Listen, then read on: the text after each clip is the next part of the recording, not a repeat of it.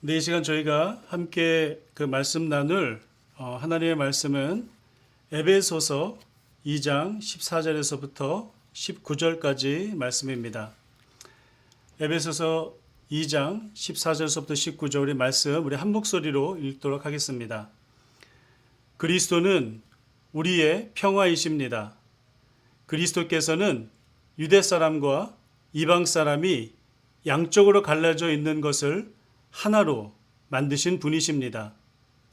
그분은 유대 사람과 이방 사람 사이를 가르는 담을 자기 몸으로 허무셔서 원수된 것을 없애시고 여러 가지 조문으로 된 계명을 폐하셨습니다. 그분은 이 둘을 자기 안에서 하나의 새 사람으로 만들어서 평화를 이루시고 원수된 것을 십자가로 소멸하시고 이 둘을 한 몸으로 만드셔서 하나님과 화해시키셨습니다. 그분은 오셔서 멀리 떨어져 있는 여러분에게 평화를 전하셨으며 가까이 있는 사람들에게도 평화를 전하셨습니다. 이방 사람과 유대 사람 양쪽 모두 그리스도를 통하여 한 성령 안에서 아버지께 나아가게 되었습니다.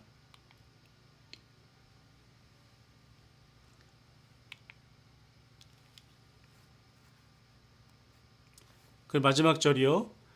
그러므로 이제부터 여러분은 외국 사람이나 나그네가 아니요 성도들과 함께 시민이며 하나님의 가족입니다. 아멘. 오늘은 하나님의 가족이라고 하는 제목으로 말씀을 나눌 수 있도록 하겠습니다. 한국에서는 5월이 가정의 달로 지정이 되어서 사회적으로나 아니면 교회적으로 가정에 대해서 굉장히 많이 강조가 됩니다. 이곳 캐나다에서도 온타리오주 안에서는 지금서부터 13년 전인 2008년도서부터 가정의 날이라고 하는 이 날짜가 공휴일로 지정이 되었습니다. 그래서 지난주 월요일이 2월 셋째 주 월요일이니까 우리가 얘기하는 패밀리데이였죠. 그러니까 요즘에는 어쩔 수 없이 이 가정에서 지내는 시간이 많아서 패밀리데이라고 해서 뭐 크게 다를 것이 있는가라고 생각할 수 있지만 사실은 오히려 요즘같이 집에서 많이 지내는 시간에 가족들과 대화하는 시간이 그만큼 많아졌나? 라는 것을 생각을 한다면 이 패밀리데이는 참 오늘 우리에게 큰 의미로 다가올 수 있게 된 것입니다. 특별히 청소년들이 있는 집에서는 이 패밀리데이가 청소년들과 함께 대화하고 함께 시간을 보내는 더 중요한 또 계기가 되었으리라 생각이 듭니다. 지난주에는 저희가 사랑의 언어에 대해서 말씀을 나눴는데 오늘은 우리가 패밀리에 대해서 말씀을 나누고자 하는 것입니다. 그래서 이번 주에는 영어 예배와 한국어 예배가 동시에 가정에 관해서 저희가 이야기를 나누게 됩니다. 가정의 날이기 때문이었기도 했지만 제가 가정에 대해서 말씀을 전하려고 하는 이유는 우리 순례길 교회가 중요하게 생각하는 것 중에 하나가 바로 가정이라고 하는 것입니다. 그럼 순례길 교회는 왜 가정을 중요하게 생각하게 되었는지 이 부분에 관하여서 크게 세 가지로 이야기를 나눠볼 수 있도록 하겠습니다. 첫 번째는 가정의 개념이 많이 바뀌고 있다라고 하는 생각입니다. 하나님이 인류를 창조하실 때 남자와 여자로 창조하시고 처음으로 만드신 공동체가 바로 가족이라고 하는 공동체죠. 그런데 이 가족이 사단으로부터 공격받은 첫 번째의 공동체이기도 했습니다. 한 몸을 이룬 가정이라는 공동체가 불신과 배신으로 상처받게 되고 결국에는 에덴에서 쫓겨나오게 되면서 가정은 가족 구성원의 생존을 위해서 노력해야만 했고 이를 위해서 항상 노동과 땀을 흘려야만 했습니다. 그런데 인류의 시간이 흐르고 또 인구가 많아지고 그리고 산업화되면서 사회적인 현상은 더 많은 생산을 해야만 했고, 이를 위해서 소위 효율적이라고 하는 이유 때문에 인간이 하나의 소모품처럼 전락되는 그러한 상황이 되었던 것입니다. 그런 현상이 결국에는 가족의 개념에도 굉장히 큰 영향을 주게 됩니다. 캐나다도 크게 다르지 않을 것 같아서 제가 오늘은 한국의 통계를 좀 가지고 와 보겠습니다. 가족의 형태가 7, 80년대에는 굉장히 유행했던 가정의 형태가 있죠. 그게 뭐죠? 핵가족이죠. 근데 7, 80년대 핵가족을 넘어서 그로부터 40년에서 50년의 시간이 흐른 지금은 핵가족이 아니라 초핵가족, 1인 가구의 인원이 굉장히 급증하는 현상을 보이고 있다고 합니다.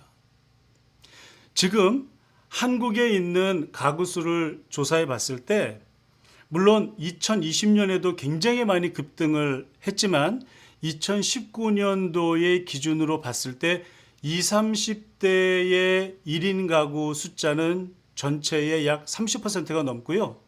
또 60대 이상인 분들의 1인 가족 숫자도 전체의 30%가 넘어서 20, 30대의 1인 가구와 60, 70대의 1인 가구를 합치면 전체 가구 수의 가구 대비 60%가 훨씬 넘는 숫자가 1인 가구라고 하는 것입니다. 2019년도에 그 정도 숫자였는데 2020년도에 굉장히 많이 늘었다고 하거든요. 그러니까 지금은 더 많은 퍼센테이지의 숫자가 1인 가구로서 살아가고 있다고 하는 것이죠. 가족의 형태가 굉장히 많이 변하고 있고 대가족 또는 핵가족이 아니라 1인 가구가 전체 가구 수의 과반수 이상을 차지하고 있다. 굉장히 우리가 눈여겨봐야 할 현상입니다. 가족의 형태뿐만이 아니라 결혼에 대한 인식도 굉장히 많이 바뀌었다고 합니다. 특히 결혼하지 않은 20, 30대의 청년들이 결혼에 대한 이미지를 생각을 했을 때 긍정적인 이미지보다 부정적인 이미지를 갖고 있는 사람들이 훨씬 더 많고요. 그리고 특별히 미혼 여성의 4명 중 3명은 놀라지 마십시오. 어떤 생각을 하고 있냐면 결혼하지 않아도 괜찮아 라고 생각하고 있답니다. 4명 중에 3명이요. 그러니까 한 2, 3년 전에서부터 결혼했던 신혼부부들, 지금 현재 신혼부부들 또는 결혼을 앞둔 우리 모든 남자들은 이제 잘해야 됩니다. 정말 감사해야 됩니다. 결혼하는 것 자체가 너무나도 힘들다라고 하는 거예요. 그러니까 결혼에 대한 이미지도 과거에 당연히 결혼해야 된다라고 하는 이미지가 더 이상 아니다라고 하는 거죠. 그러니까 이런 가족의 형태가 바뀌고 결혼에 대한 이미지가 굉장히 부정적인 이 현상이 잘못됐다 또는 아니다, 충분히 그럴 이유가 있다, 이거를 떠나서 우리가 지금 생각해야 될 것은 뭐냐면 가족에 대한 개념과 결혼에 대한 생각이 급변하는 이런 상황 속에서 과연 우리 순례길 교회는 어떠한 생각과 개념을 가지고 접근해야 되는가? 그것을 이야기하고 있는 것입니다. 이런 가족의 형태와 결혼에 대한 개념이 변화하는 세상 속에서 과연 우리는 어떠한 성경적인 가족의 개념을 가지고 나가야 하겠습니까? 혼자 사는 1인 가구라 하더라도 우리는 만약에 그 1인 가구가 가족의 사랑 안에 있다면 그것은 혼자가 아니고 설사 공동체 가운데 있다 하더라도 그 사랑 밖에 있으면 함께 있다라고 얘기할 수 없겠죠. 다 결국엔 내가 1인 가구냐 그렇지 않느냐 거기에서 우리가 어떤 것이 진정한 가족이고 어떤 것이 진정한 가족의 형태가 아니다라고 얘기하는 것이 아니라 또는 1인 가구에 대한 인식은 그렇게 썩 좋지 않거든요. 굉장히 부정적인 이미지가 그 가운데 있는데 그러한 부정적인 이미지를 떠나서 내가 과연 사랑이라고 하는 관계 안에 있느냐, 그렇지 않느냐가 더 중요한 개념으로 다가오고 있다, 그 말씀입니다. 에베소에서 그런 일이 벌어졌습니다. 이방인이라는 이유로 교회의 구성원들 가운데 동등한 입장에 서지 못하도록 이 할례당의 주장 때문에 에베소 교회 교인들은 상당히 주눅들어 있었을 것입니다. 대부분의 에베소 교인들은 유대인이 아니라 이방인이었거든요. 이방인이기 때문에, 그들이 할례받지 않기 때문에 하나님의 사랑에 들어올 수 없다? 사랑에 들어올 수 없으면, 그 사랑을 공유하지 못하면 결국 뭐가 아니라고 그랬죠? 한 가족이 아니라 그랬죠. 바로 그러한 상황 가운데 사도 바울은 이 에베소서를 씁니다. 그리고 에베소 교인들에게 편지를 써서 보냅니다. 오늘 본문 말씀 가운데 이방 사람과 유대 사람 양쪽 모두 그리스도를 통하여 한 성령 안에서 아버지께 나아가게 되었습니다. 여기 이게 뭐죠? 대상은 에베소 교인들이에요. 에베소 교인들은 이방인이라고 그랬습니다. 그러니까 이방 사람과 유대 사람, 유대 사람과 이방 사람이라 이방 사람을 먼저 썼죠. 이방 사람과 유대 사람 양쪽 모두 어떻게 해요? 그리스도를 통하여 한 성령 안에서 아버지께 나아가게 되었다. 같은 입장이다 라고 하는 겁니다. 그러므로 이제부터 여러분은 외국 사람이나 나그네가 아니요, 성도들과 함께 시민이며, 시민이라고 하는 것은 어떤 시민을 얘기하는 건가요? 로마 시민을 얘기하는 건가요? 아니요. 하나님의 나라의 시민이라는 것이죠. 하나님의 나라에 동등한 권리를 가지고 있는 시민이다 라고 하는 겁니다.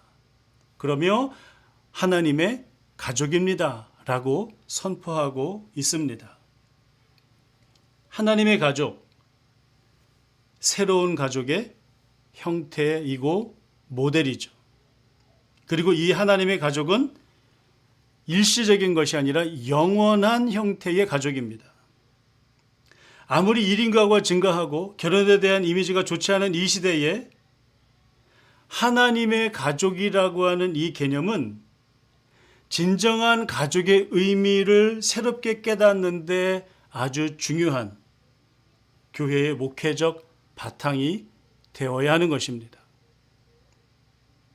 같은 가족이라도 서로 사랑을 나누지 못하고 서로의 생각을 이해하지 못하면 그것처럼 괴로운 것이 없겠죠. 그러므로 정말로 중요한 것은 내가 가족이라고 하는 사회적 테두리 안에 있느냐가 아니라 내가 정말로 사랑 안에서 이 가족과 함께 동행하고 있느냐. 때로는 그 가족 가운데 아픔이 있을 수 있고 어려움이 있을 수 있죠. 그러나 그러한 아픔과 어려움 때문에 그것이 무너지는 것이 아니라 오히려 그러한 아픔과 어려움이 있을지라도 내가 그 가족을, 그 구성원을 사랑으로 감쌀 때 거기는 여전히 가족이 된다라고 하는 것입니다. 하나님의 가족이 바로 그러한 가족이라고 하는 것입니다. 그렇다면 이 중요한 하나님의 가족이 그러면 교회에서 얼마만큼 강조되어 왔는가, 이게 중요하겠죠. 우리가 이 질문을 반드시 해야 될 것입니다.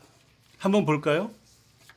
우리가 주일에 오면, 지금 우리가 온라인으로 예배 드리고 있지만 우리가 온라인으로 예배 드리기 전 건물이 있었던 그 교회로 우리가 갔을 경우에 어떤 일들이 벌어집니까? 주일 아침에 교회 입구에서 부모님들과 자녀들이 헤어집니다. 아이들은 각자의 방으로 흩어집니다. 그리고 영유아부, 유치부, 주일학교, 청소년부 세분화되어서 갑니다. 그리고 부모들은 장년부 예배실로 들어오게 되죠. 그리고 각자의 방에서 예배하고 끝나면 다시 만나서 집으로 갑니다. 청년들은요, 장년들이 예배드리고 끝나고 난 다음부터 예배당에 들어오기가 십상입니다. 그러니까 1년에 몇 번, 그러니까 송구영신 예배나 성탄절 예배 같이 한 번만 드리는 그런 예배를 제외하고는 예배를 함께 드리는 경우가 거의 없습니다. 물론 연령대별로 나누어서 신앙교육을 하는 거 필요합니다. 왜냐하면 문화가 다르고 때로는 언어도 다르고 하기 때문에 그렇죠. 이해도도 다르고. 이 신앙교육을 연령별로 맞춰서 하는 것, 네, 필요합니다. 그런데 만약에 우리가 주일에 드려지는 모든 예배는 가족이 함께 드리는 것이 아니라 헤어져서 드리는 것이 예배다, 이런 식으로 예배를 드리게 되면 말로는 하진 않지만 은연중에 거기에는 보이지 않는 메시지가 전달된다라고 하는 것이죠. 어떤 메시지일까요? 신앙은, 적어도 신앙에서 가정은 강조되지 않는다.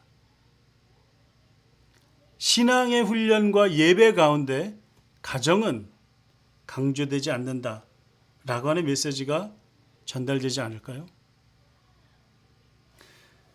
순례길 교회는 마중물 기도회에서 인큐베이팅 온라인 예배로 전환을 하게 되면서 한 가지 변화하고 강조된 것이 있다면 그것은 바로 패밀리 타임을 가족과 함께 갖는 것입니다. 사실 이 패밀리 타임을 준비하는 것이 이렇게 쉽지 않습니다. 저도 어렵습니다. 하지만 제가 말씀을 준비하는 것과 거의 같은 무게로 패밀리 타임을 준비합니다. 우리 부모님과 아이들이 함께 말씀을 배우고 함께 공감하고 또 함께 그것을 같이 보면서 그리고 그것을 바탕으로 해서 함께 기도하고 축복해주고 블레싱해주고 또 각자의 방으로 보내는 그런 모든 과정들, 가족과 함께하는 것이지요. 이러한 축복의 시간을 갖는 것, 같이 말씀을 듣고 공감할 수 있는 것들을 교회에서 가정으로 제공하고 소개하는 것, 굉장히 중요한 시간이다라고 저는 생각을 합니다. 이러한 노력은 어떤 노력이냐면 예배는 가정과 함께 가는 것이다. 부모와 자녀가, 더 나아가서 하나님의 가족이 함께 드리는 것이다 라고 하는 것을 하나의 메시지로 가지고 있다 라고 하는 것이죠. 이럴 때 중요한 개념이 바로 하나님의 가족이라고 하는 개념입니다. 아까도 제가 우리 기도할 때 말씀드렸던 것이 뭐냐면, 제가 우리 순례길 교회의 청년들의 명단을 쭉 이렇게 보니까 그 청년들 가운데 총 6명의 그 청년들이 부모님 없이 혼자서 이곳에 있거나 혼자서 순례길 교회 예배에 참여하는 청년들이더라고요. 우리가 패밀리 타임에 대한 그 목회적 계획을 사역자들과 얘기할 때, 그러면 가정이 자녀가 없는 부모님들은 어떡하죠? 또는 부모님들이 없는 우리 청년들은 어떡하죠? 부모와 함께 예배드리지 않는 분들은 어떡하죠? 이러한 질문을 했을 때 함께 얘기했던 것은 무엇이냐면, 그냥 바이올로지컬한 어떤 그런 가정만 가정이 아니라 하나님의 가정이라고 하는 개념을 우리 예배 가운데 함께 도입해야 된다, 받아들여야 된다라는 이야기를 했습니다. 그렇죠. 우리 청년들이 있습니다. 우리는 그들도 함께 축복하고 격려하고 그들도 하나님의 사랑 안에 있음을 사실은 매주 확인시켜 줘야 하는 것입니다. 패밀리 타임은 가족에 대한 개념을 하나님의 가족으로 확장시키는 사역이기도 한 것입니다. 따라서 순례길 교회는 가정의 중요성을 강조하고 또 가족의 성경적 개념을 확립하는 데에 예배뿐만이 아니라 사역의 모든 방향에서 힘쓰는 그런 교회가 될 것입니다. 이것을 위해서 우리 성도님들, 청년들, 우리 유스그룹들, 우리 모든 자녀들이 함께 기도와 관심을 가져야 할 것입니다. 세 번째로 왜 가정이 중요한가? 라고 하는 것은 이것입니다. 가정은 중요한 연결고리이다. 유대인과 비교되면서 차별받았던 이방인들 우리 기억하죠? 이 이방인들은 바울은 예수 그리스도로 인하여 하나 되었고 원수된 것을 없애시고 한 몸이 되었고 화해시키셨으며 같은 시민이요 같은 하나님의 가족으로 표현하고 있습니다. 이 가족이 된다라고 하는 표현은 갈등하는 두 그룹을 하나로 묶어주는 결정적인 표현이자 결정적인 선언이라고 저는 생각을 합니다. 이 가족이라고 하는 단어가 사실은 생소할 것입니다. 왜냐하면 우리가 새번역에는 가족이라고 되어 있지만 우리가 오래전서부터 함께 읽었던 개역개정 성경에는 가족이란 말 대신 권속이라는 단어로 번역이 되었습니다. 이 권속은 영어로 하우스홀드를 얘기하는 건데 헬라어로는 오이케이오스라고 불리웁니다. 이 오이케이오스, 집이라는 것이 헬라어로 오이코스거든요. 그러니까 오이케이오스는 그 집 안에 같이 사는 사람들, 권속들이라고 이제 표현을 하게 되었는데 이것을 새번역에서는 가족으로 번역을 했죠. 아주 잘 번역한 것이다 라고 생각이 듭니다. 권속이라는 단어보다 이 가족이라고 하는 단어가 훨씬 더 우리에게 친근하고 어떤 개념인지를 가져다 주기 때문이죠. 그런데 이 오이케이오스라고 하는 단어가 또 어디에서 사용이 되냐면 역시 바울이 쓴 디모데전서 5장 8절에 나옵니다. 5장 8절 제가 말씀을 읽어드릴게요. 누구든지 자기 친척, 특히 가족을 돌보지 않으면 그는 벌써 믿음을 저버린 사람이요 믿지 않은 사람보다 더 나쁜 사람입니다. 여기서 친척, 특히 가족, 여기서 가족을 오이케이오스라고 하는 단어로 사용했습니다. 그러니까 우리가 보통 친척이라고 얘기하면 우리가 사실은 친척의 모든 것들을 지금은 우리가 전적으로 책임지지 않지 않습니까? 근데 당시에는 친척, 특히 가족이라고 한다고 했을 때 이 오이케이오스는 대가족을 뜻하는 개념이었고 굉장히 가까운 사이, 가까운 혈연으로 생각을 했다라고 하는 것이죠. 그러므로 가족이라고 하는 단어는 두 그룹, 이방인과 유대인 두 그룹을 하나 되게 하는데 강조하는데 결정적인 단어다라고 하는 것입니다. 그런데 이 말씀을 읽어보면 바울은 가족에서 더 나갑니다. 다시 읽어볼까요? 여러분은 사도들과 예언자들이 놓은 기초 위에 세워진 건물이며 그리스도 예수가 그 모퉁이 돌이 되십니다. 그리스도 예수 안에서 건물 전체가 서로 연결되어서 주님 안에서 자라서 성전이 됩니다. 그리스도 안에서 여러분도 함께 세워져 하나님이 성령으로 거하실 처소가 됩니다. 아주 놀라운 선포 아닙니까? 지금 이 말씀의 대상이 유대인이 아니라 이방인으로 한 것이었다라고 얘기를 한다면 이 말씀은 너무나도 놀라운 선포이지요. 지금 당장 그 에베소에 있는 교인들은 자기들이 유대인의 전통을 따르지 않았다고 해서 교회에서 천대받고 정말 그리스도인이 아니다 라는 그런 말을 듣고 있는데 당신들은 그리스도의 믿음 안으로 들어왔기 때문에 하나님의 가족이고 더 나아가서 지금 20절과 22절은요 우리가 말씀 읽었던 14절에서 19절 그 다음에 바로 나오는 구절이거든요. 지금 뭐라고 얘기하고 있냐면 그대들은 바로 성전이다 라고 이야기를 하고 있는 것입니다. 그런데 에베소서가 총 6장으로 되어 있는데 에베소서에서 교회를 상징하는 바울의 3단계 비유가 있습니다. 그것은 뭐냐면 이것입니다. 처음에는 나라의 시민이라고 그랬어요. 그러니까 나라가 굉장히 큰 개념이죠. 그리고 난 다음에 19절에 뭐라고 되어 있냐면 가족으로 얘기했어요.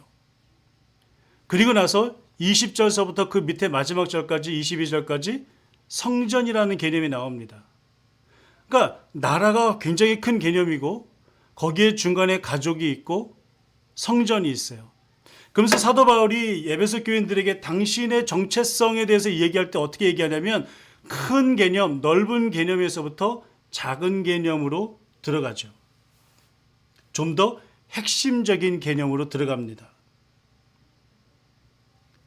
유대인들이 아닌 이방인들에게 당신들은 바로 예수 그리스도께서 모퉁이 돌 대신 성전입니다 라고 이야기하고 있는 것입니다.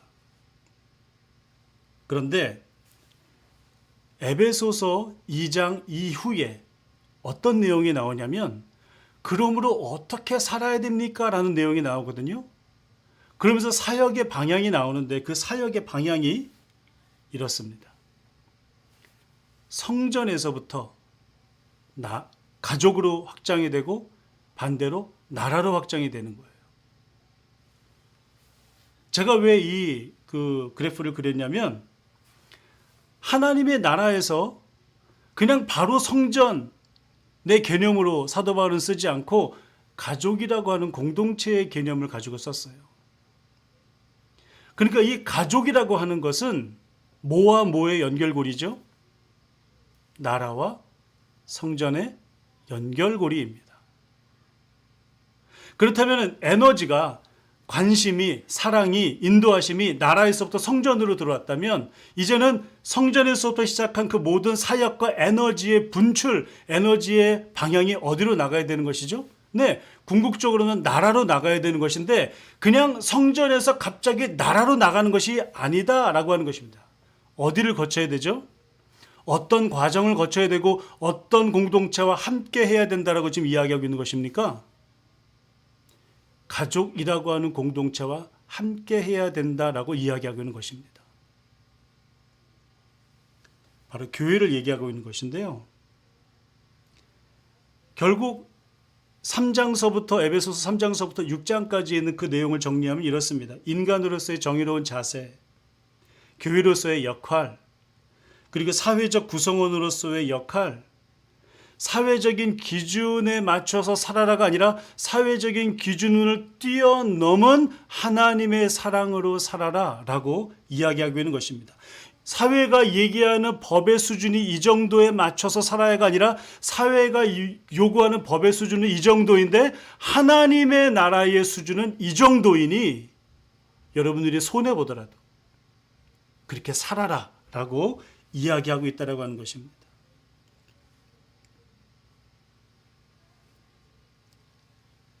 다시 말해서 교회는 하나님의 가족으로서의 정체성을 확립해야 되고 성전으로서 하나님의 영광을 경험하고 소유했다면 이제는 그것을 하나님의 나라로서 사역을 이루어 나가야 하는데 그 중간에 가족이라고 하는 공동체로서의 정체성을 놓쳐서는 안 된다라고 이야기하고 있는 것이죠.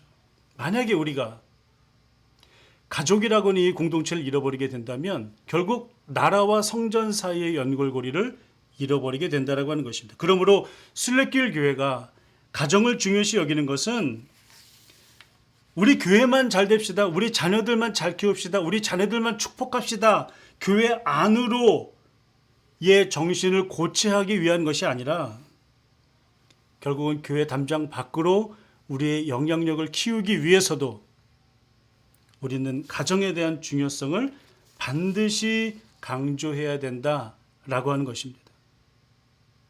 그래서 우리가 패밀리 타임을 하고 아이들을 각자의 부서로 보낼 때 그냥 잘하고 와, 좋은 시간 보내 이런 마음으로 보내는 것이 아니라 파송하는 것처럼 아이들을 보내야 되는 것이죠. 파송하는 의미로 축복하고 아이들을 보냈으면 좋겠다라고 생각을 하는 것입니다. 오늘 말씀 가정을 굉장히 중요시 여겨야 된다. 가정이 우리 사역의 굉장히 핵심의 하나의 기반이 되어야 된다라고 말씀을 드렸습니다. 가정을 우리 신앙의 사역지로 중요하게 생각해야 할 것입니다. 그리고 우리의 가족이라고 하는 우리 신앙 공동체 안에 하나님의 가족 안에 소외되는 사람은 없는지 우리는 잘 살펴봐야 할 것입니다. 교회의 하나님의 가족의 역할을 잘 감당하여서 성전에서 받은 은혜를 지역사회로 전파하는 그 연결고리로서의 역할을 잘 감당하는 순례길 교회가 되기를 소원합니다. 그리고 우리 모든 순례자들이 그 모든 사명 가운데 함께 동행해 주시기를 주님의 이름으로 축원드립니다.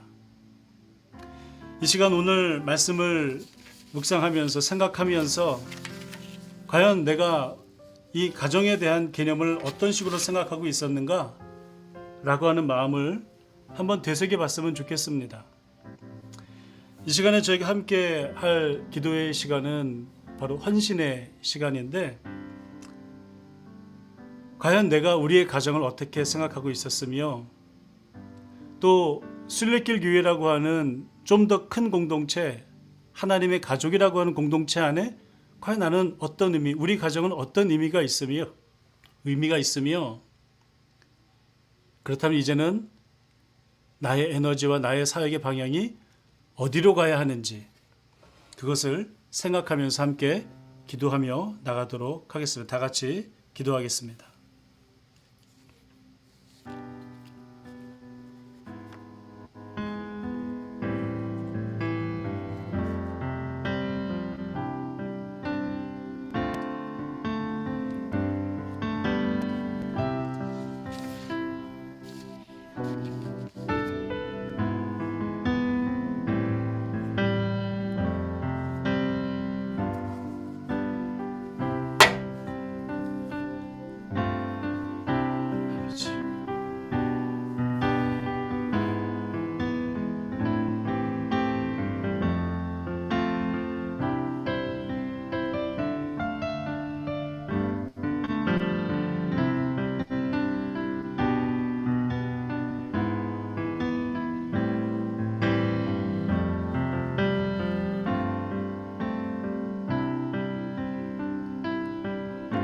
아버지 하나님, 하나님께서 바울 사도를 통하여 이방 교회인 에베소 교회에게 말씀하셨습니다. 너희들은 내가 하나가 되게 한 그리스도를 통하여 한 가족이 되게 하였다. 너희들은 나의 가족이다.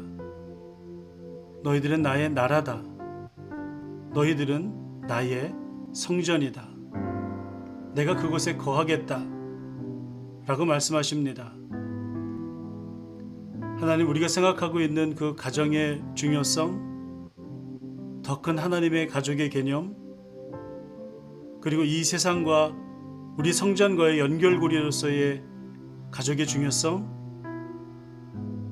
하나님 그 사명 잘 감당할 수 있는 우리 모든 순례자들 될 수 있도록 인도하시고 역사하여 주시옵소서. 이 시간 계속해서 봉헌기도 하나님께 올려드립니다. 사랑하는 하나님 아버지, 저희들에게 이 땅에 맡겨주신 하나님의 가족의 사명의 청지기로 성실히 살아갈 수 있도록 인도하여 주시옵소서. 저희들이 하나님 앞에 올려드리는 이 재물만 하나님의 것이 아니라 저희들의 삶의 모든 것, 심지어는 저희들의 자녀, 저희들의 사랑도, 저희들의 삶도 주님 앞에 올려드리기를 원합니다. 이 시간 하나님께 드리는 이 헌금이 하나님의 사랑을 전하는 데 온전히 사용될 수 있도록 인도하여 주시고, 특별히 코비드로 인하여 힘들고 어려운 시기를 보내는 우리 모든 순례자들을 돌보시고 지켜 주시옵소서. 감사하며 예수님의 이름으로 기도합니다. 아멘. 이 시간 하나님 앞에 축복기도 드립시다. 지금은 우리 주 예수 그리스도의 은혜와 하나님 아버지의 극진하신 사랑과 성령님의 임재 충만 인도하심이 이 땅에 하나님의 나라와 가족과 성전을 세우는 사명에 순종하겠다 다짐하는 우리 모든 순례자들에게 지금부터 영원까지 함께 하시기를 간절히 축원하옵나이다. 아멘.